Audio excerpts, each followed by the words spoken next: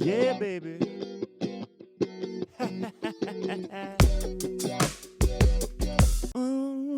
Yeah, yeah, yeah, yeah, yeah. I really can't wait till this song to come out. This is the instrumental of a brand new song that's it's coming out in a couple of months, maybe next month if we're lucky. A song called "Come Around."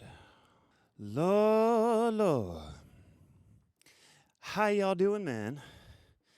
Happy episode 2 to me. Maybe episode 2 for you as well. If you did not hear last week's inaugural first podcast. It's going to be one of those days, I think, for me. The words are there. I want to form them. I want to use them, but they just don't come out my mouth. They just don't come out my mouth. My name is MJ Ultra. This is the Parley with MJ, episode 2. Thanks for tuning in. There's a man that grew up, well, I assume he grew up there, but when I was growing up, there was a man that ran around our neighborhood, and he would run up to trucks, fire trucks, or delivery trucks, or rigs, or anything, and he would go like this. And those trucks would beep for him. And he became known as somewhat of a legend around the neighborhood, and he was known by the name Beep Beep Bobby. And I think about Beep Beep Bobby once in a while because I live in Hollywood. Well, I live in Los Angeles, and when I'm driving around Hollywood, I see people kind of doing that. They didn't get as much love as Beep Beep Bobby did. They just didn't have the technique down. It was a double pump, doom, like that, and it worked every time. He just had it down to a science. But the little skitters I see running around Hollywood, they don't know what they're doing. So I think we got to get Beep Beep Bobby, start him a GoFundMe to come out here to Los Angeles and teach these boys how to ride. You know, Bobby was a cool guy. He was kind of interesting. He'd always be hanging out with like little kids, but I think he was on the spectrum a little bit, so maybe he related to them more so than normal people. I don't know. It's hard to say, but I want to give him the benefit of the doubt. Beep Beep Bobby, wherever you are out there. The chicken or the egg? The chicken, personally the chicken, personally.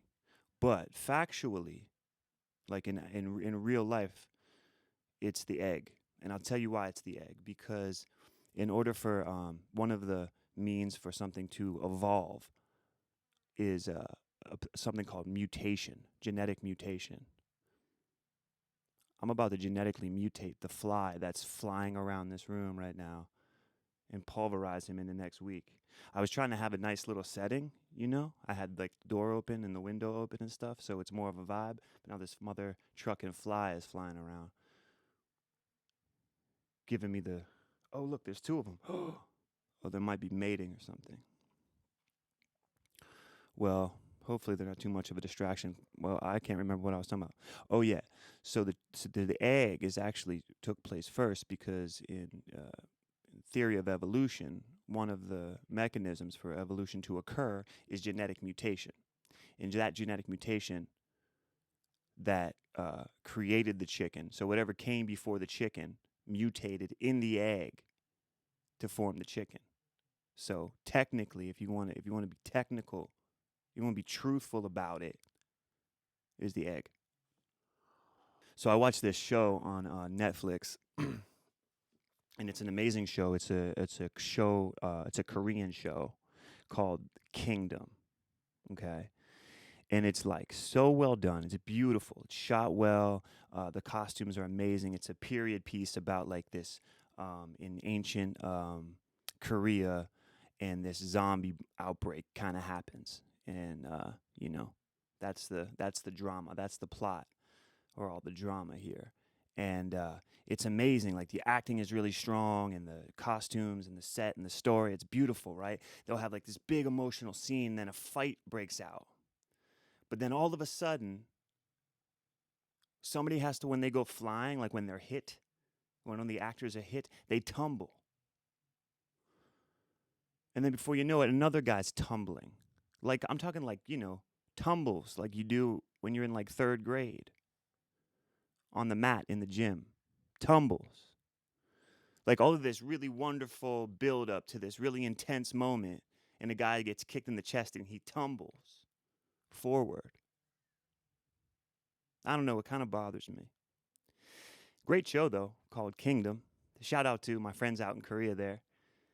They probably know what I'm talking about. If I seem on edge today, it's because I had 13 cups of coffee, and now I've been counting. I was in denial before, but now I know. So forgive me if I seem a little crazy, man. Everybody is so unique. Unique. Unique. Uniqua. Uniqua. Shaniqua. That way that they respond to different things. On this day in history. So on this day in history, in 1520, a conquistador by the name of Hernan Cortez. I'm sure you guys heard of him. Shout out to my friend. I actually have a friend. His real name is Hernan Cortez.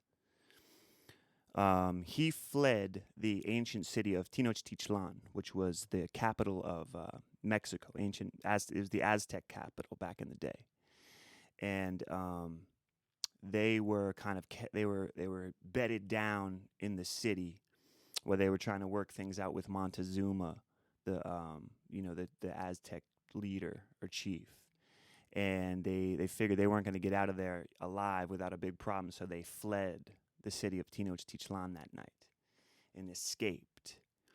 Now, because they escaped, I don't know if I have the facts right, but because they escaped, the Aztec people saw their leader Montezuma, as they weren't happy with the way he handled it, so they stoned him to death on this day in 1520.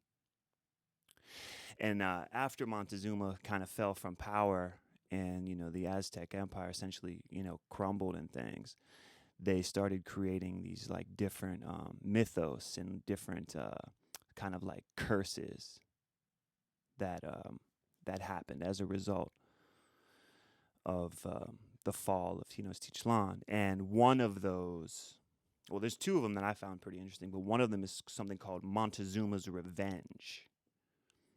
Montezuma's Revenge is what happens to your body when you drink the water in Mexico City, which is the current site of Tenochtitlan.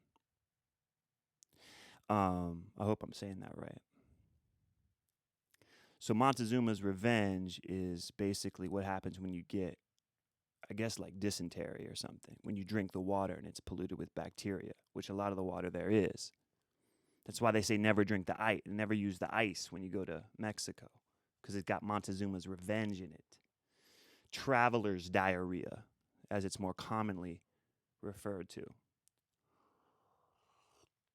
But the myth is that Montezuma's blood, when he was killed, as a means to gain revenge on the gringos, the huetos that come through Mexico, his blood tainted the water so that any gringo that would drink from it would get sick. Montezuma's Revenge. And another story that is kind of tied to that is the story of La Llorona. La Llorona, they actually made a kind of a bad movie about it last year. It's this sort of like Mexican kind of like evil fairy tale about a woman who drowned her children in a river. And she would haunt, if you were bad, if you didn't listen to your mom and dad, they would, they would warn you that if you're not a good boy or girl, that La Llorona would come for you. It was a way to kind of scare the shit out of little kids so that they listen to you. I don't know that that'd go over well these days, but Cortez was given 20 slaves, one of which was this native woman, and she was one of Hernan Cortez's slaves, an interpreter and mistress that allegedly bore one of his children.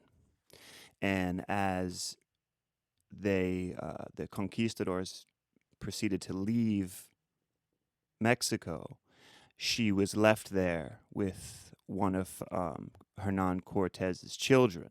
She became Cortez's mistress and bore him a child only to be abandoned so that he could marry a Spanish lady.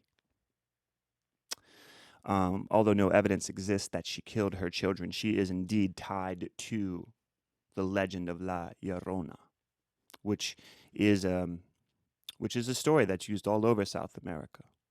Before the Spaniards' arrival in Tenochtitlan, there were 7 ugly omens. The 6th of those was a woman screaming in the night, crying, "Where will I take you, oh my children?" And if you watch the movie, that's kind of what she does. She cries and she lures the children to her, and then she drowns them in the LA River, in this case. It wasn't that bad of a movie. I watched it on the airplane, so I think I only absorbed like a small percentage of it. Let's get into some current events. Give me number, say, oh my God, come on now. Current events. The current events are my least favorite part of this thing, for obvious reasons. But so coronavirus now is spiking 40,000 new cases every day, and Dr. Fauci is saying that could go up to 100,000. I mean,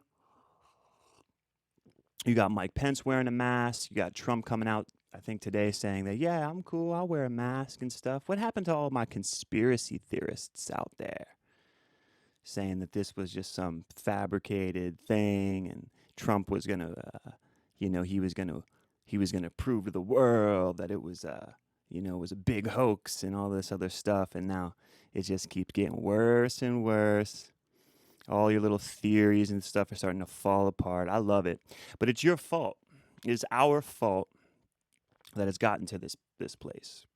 We couldn't have just fucking chilled out one more month. But we had to get back in the bars and we had to get back in the, things. And I feel bad for the people that work in the bars. My family, I love them so much. They're forced to be there and deal with it. I come from a long lineage of career bartenders. Yeah, my dad and my sister, they got to work in those situations, with your drunk, nasty ass, drink sharing ass, messing everything up for everybody. Now I can't go and get I can't go get my weekend fuck on in Vegas now because y'all fucked it up. You couldn't sit still for 2 minutes. Who am I kidding? No.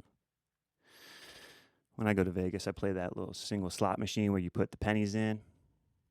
I buy a pack of like extra long Newport like 100s, and I smoke those, and I put the pennies in there. And the lady comes around, she feels sorry for me. She always gets me like a little free White Russian. I drink a lot of White Russians in Vegas. Oh, I love this story. So today is Bobby Bonilla Day. And events like Barry Bonds and Bobby Bonilla. Okay. And today is Bobby Bonilla Day because every year that on this day, Bobby Bonilla, even though he hasn't played Major League Baseball in 20 years, he gets paid every year on this day $1.2 million until 2035, when he will be 72 years old. That is gangster. That is how you do it. The Mets wanted to part ways with Bonilla in 1999, but he had $6 million left on his contract. So the owner of the team, the owner of the Mets, instead of paying him outright, opted to defer payments so that the money could be unwittingly invested into Madoff, like Bernie Madoff's Ponzi scheme. So Bonilla's agent, Dennis Gilbert, was able to secure such a deal thanks to Bernie Madoff, the financier that did the Ponzi scheme that took everybody's money, and Mets owner Fred Wilpon. Wilpon believed he was getting a huge return on his investments through Madoff, but the Mets owner turned out to be a victim of Madoff's infamous Ponzi scheme. So Madoff's in jail now, doing 150 years for the scheme that he ran, and Bonilla walks away with $29.8 million payday because the Mets owner fucked up. That is as gangster as it gets. So today is known in Major League Baseball as Bobby Bonilla Day. I love Bobby Bonilla. That was a special time for the Pirates, but I think, we were pretty stacked up all those years in the early '90s, but could never get it to go. What, like a 60-game baseball season this year, which would make it a little bit interesting, a little more interesting. Shout out to my Buccos fans out there. Shout out Pittsburgh. Donald Trump, the great, the GOAT. Always take a hit of my douche flute when I think about Donnie Trump's. Posted a video, I think it was yesterday, of some people in like on a golf course, kind of shouting some pro-Trump stuff, and at the very end of the video, everyone starts chanting "White Power, White Power," and so he posted it to his Twitter page. It was quickly realized that you had some white power chants, and then he takes the video down. Oh, man. I mean, look, it's either one of two things. All right. He literally is that ridiculous. And I mean, he is that, ridiculous. Let's face it. So maybe just that 4 seconds, because, he's addicted to Twitter and the social media. So he's probably going through tons of stuff. He, saw the beginning of that video, maybe recognized that I think they were down in Florida, and he just posted it without hearing the end. Or you have a man here, a man who's just getting weaker and weaker.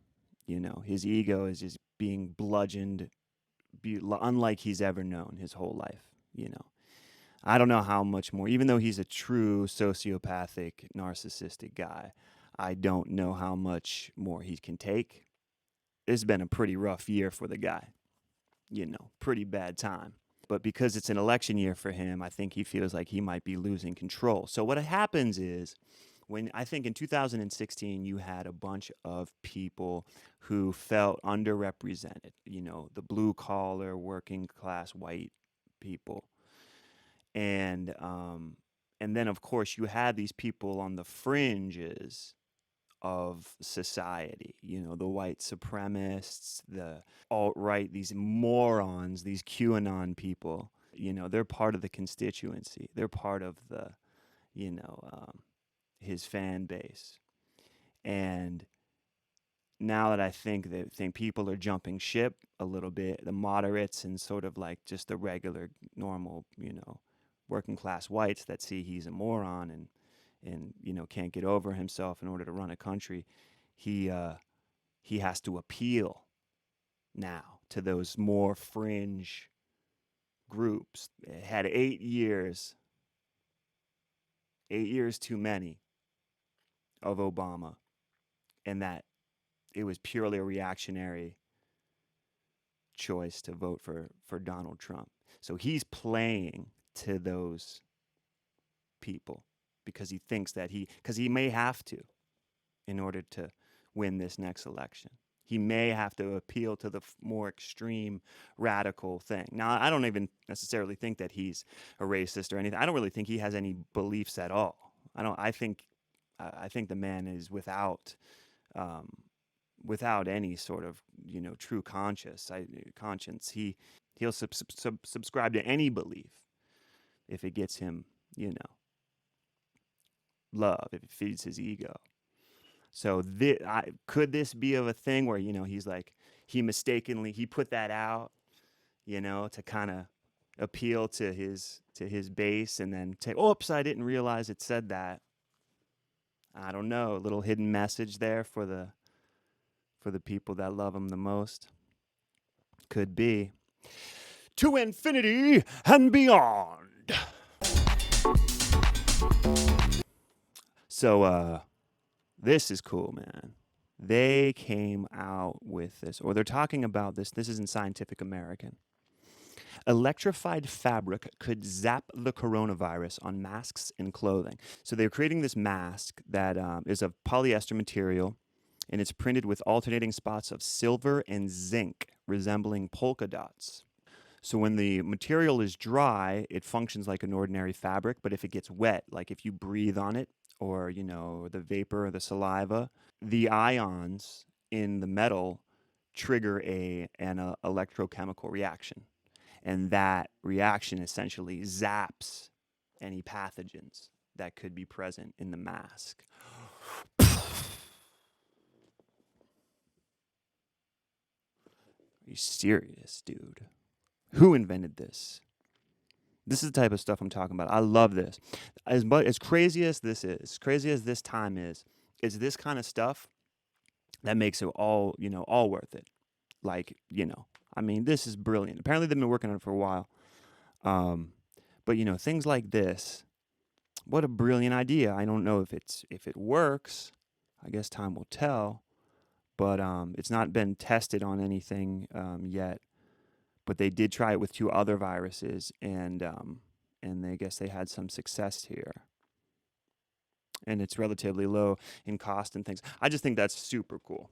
Things like nanomachines. Thinking about injecting them in. All my conspiracy theory friends, oh, you can't put it, the mind control and the earth is flat and stuff.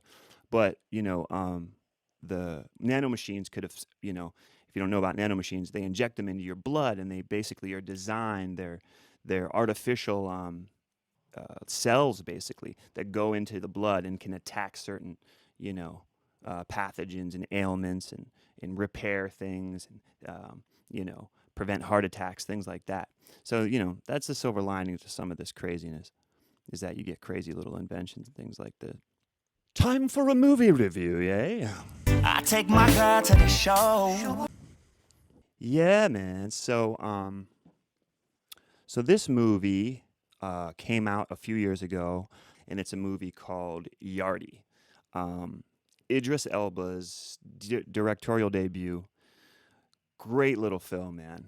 A Yardie is like a term for a Jamaican gangster. This movie is about a young kid who's growing up in Kingston, in Jamaica, in a tough neighborhood.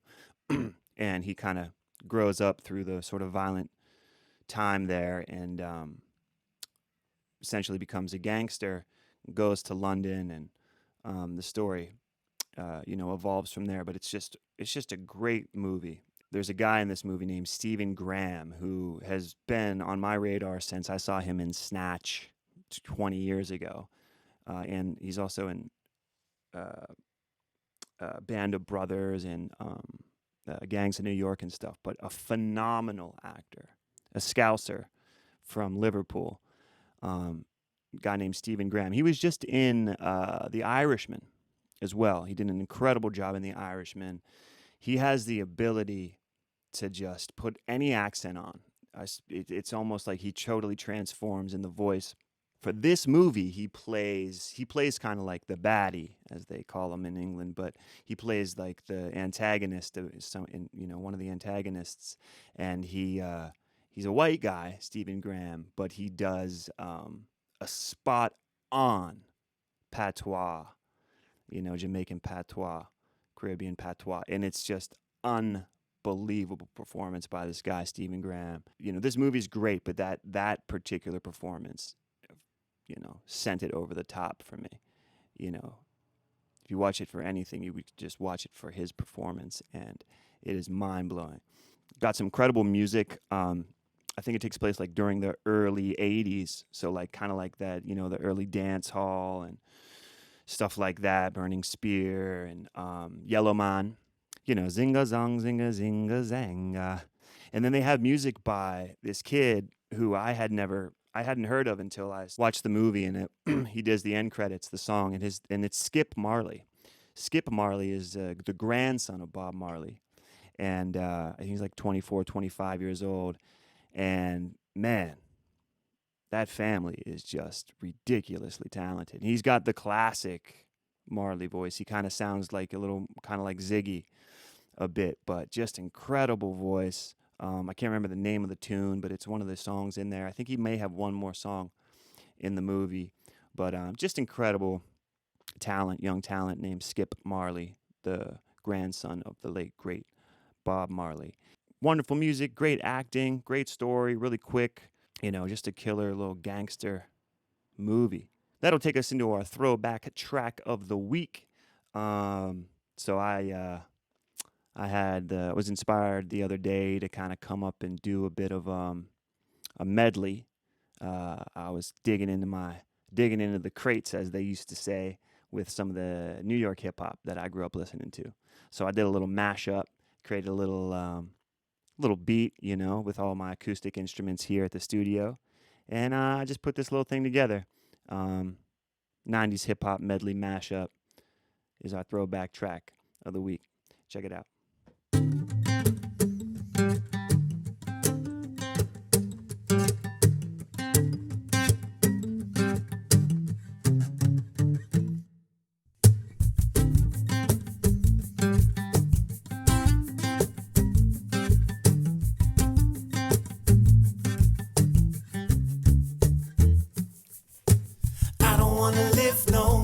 Sometimes I hear death knocking at my front door. I'm living every day like a hustle. Another drug to juggle. Another day, another struggle. I don't wanna live no more. Sometimes I hear death knocking at my front door. I'm living every day like a hustle. Another drug to juggle. Another day, another struggle. I know how I feel to wake up fucked up. Pockets broke as hell, another rock to sell. People look at you like you's the user, selling drugs to all the losers, mad Buddha abuser. They don't know about the stress-filled day. Baby on the way, mad bills to pay. That's why you drink Tanqueray, so you can reminisce and wish you wasn't living so devilish. Shit, I remember I was just like you, smoking blunts with my crew, flipping 60-62, cause GED was a B.I.G. I got P.A.I.D. That's why my moms hate me. She was forced to whip me out, no doubt. Then I figured out, Knicks went for 20s down south. Packed up my tools and my raw power moves. Glock 19 for casket and flower moves. For drunks trying to stop my flow. And what they don't know will show on the autopsy. Went to see Poppy, they caught me a brick. Asked for some consignment, he wasn't trying to hear it. Smoking mad Newports, cause I'm doing court for an assault that I caught in Bridgeport, New York. Catch me if you can, like the gingerbread man. You better have your get in hand, cause either let me fly or give me death. Let my soul rest, take my breath. If I don't fly, I'ma die anyway. I'ma live on, but I'll be gone in the day. Let me fly or give me death. Let my soul rest, take my breath. If I don't fly, I'ma die anyway. I'ma live on, but I'll be gone in the day. A burglary is a juke, a wolf's a crook. Mob Deep already explained the meaning of shook. If you caught a felony, you caught an F. If you got killed, you got left. If you got the dragon, you got bad breath. If you 730, that mean you crazy. Hit me on the hip means page me. Angel dust is sherm. If you got AIDS, you got the germ. If a chick gave you a disease, then you got burned. Max mean to relax. Guns and pistols is gats. Condoms is hats and critters is cracks. The food you eat is your grub. A victim's a mark. A sweatbox is a small club. Your tick is your heart. Your apartment is your pad. Your old man is your dad. The studio is the lab and heated is mad. I know you like the way I'm freaking it. I'ma talk with slang and I'ma never stop speaking it. So if you feeling like a pimp, brother, go on, brush your shoulders off. Ladies is pimps too, go on, brush your shoulders off. I feeling crazy, baby, don't forget that boy told you, yeah, that third off your shoulder. If you feeling like a pimp, brother, go on, brush your shoulders off. Ladies is pimps too, go on, brush your shoulders off. You feeling crazy, baby, don't forget that boy told you, yeah, that third off your shoulder. lights, city of dreams, city of sirens, city of kings. This is where the life flows through these streets. This is where the great ones stomp their feet. From the boogie down on over to uptown, Staten Island, BK and back down. Manhattan, what's happening? Bed-Stuy, baby, stay packing. And why, how I hate to leave her. Keep her sounds coming out my speaker. The city don't sleep, so I won't either. In my heart is where I keep her. New York, New York.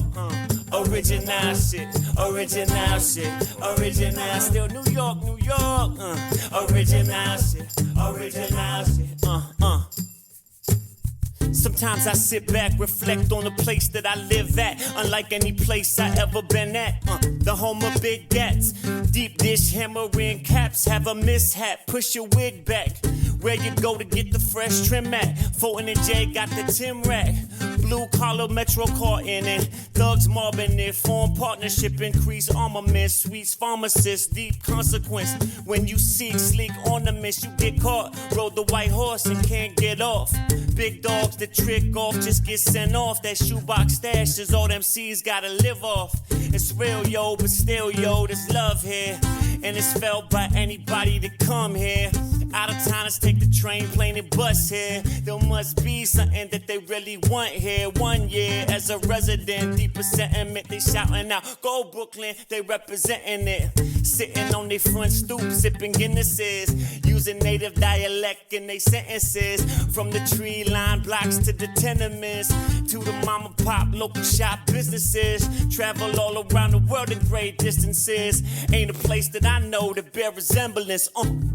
That's why we call it the planet, not a borough or a province. Our style is uncommon, from Sumner to Tompkins to Lafayette Gardens. Wyckoff, Gowanus, and the Army Jack and Liners. Yo, this goes out to my cats on Coney Island. Friday night, out in front of Himalaya, going wild. This goes out to Crowns Heights and Smurf Village, the 90s, and all my yard at Trinity Browns Village. Park size, tennis courts, 30s, 40s, and the 50s. The cast out in Starstead City, getting busy to the hook, to the east, to the sty. Bushwick and Canarsie, Farrell got Fort Greene and Marcy. My Flatbush posse, generals and armies, and when it's time to form, just call me. And let this song be playing loud in Long Beach. If you love Bucktown strongly, I don't wanna live no more. Sometimes I hear death knocking at my front door. I'm living every day like a hustle, another drug to juggle, another day, another struggle. I don't wanna live no more. Sometimes I hear death knocking at my front door. I'm living every day like a hustle, another drug to juggle, another day, another struggle. New York. Yeah, boy. Hope you like my little throwback medley track of the week there. So some DMX in there, some Big L, Notorious B.I.G., of course, and some Mos Def at the end there. Just my little kudos to my love for New York hip hop. And then one of my verses is in there from I did a song for a film called Friends with Benefits, Justin Timberlake, Mila Kunis movie. And that was the song I wrote for that movie, was one of the verses I did in the medley. So yeah, man, this will leave us with our closing segment. Why you gotta be so meme? This is our meme for the week. One gotta go, and all their music. Who you choosing? We got Eminem, Lil Wayne, Kanye, Chris Brown, The Weeknd, and Drake. I mean, this isn't that hard for me, to be honest. I feel like I don't like really doing these ones because, I don't want to wish, I don't want to say anything negative about any of these guys because they're just all really great. And, living the dream, super talented. But for me, I'm gonna have to say goodbye to The Weeknd. He just never really resonated with me. His early stuff like that, with the motherfucking with the shit, that one, like that kind of era, The Weeknd, I dug, but I just couldn't get into him, man. I don't know. it was just something about his voice and the songs and stuff. I just couldn't really ever get down with it. You know, he's not going anywhere. Neither is Kanye or Wheezy. Drake, Drake is Drake. Drake is on top right now, and has been for a long time.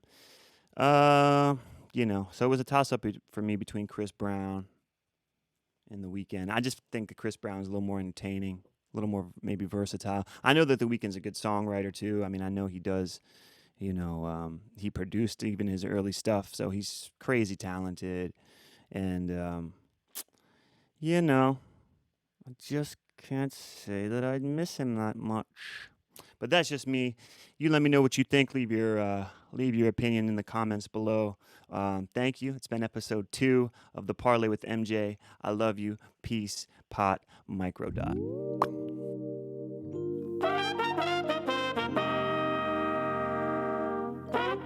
She my sun-kissed tropical dream, my triple beam, keep me focused when I'm full of steam. She on my team, everybody know my temperature get higher when they mention her. I just wanna keep her around. Yeah, she the only one, cool me down and lift me up. She stand the ground, she play the cut, she turning heads when she turn it up.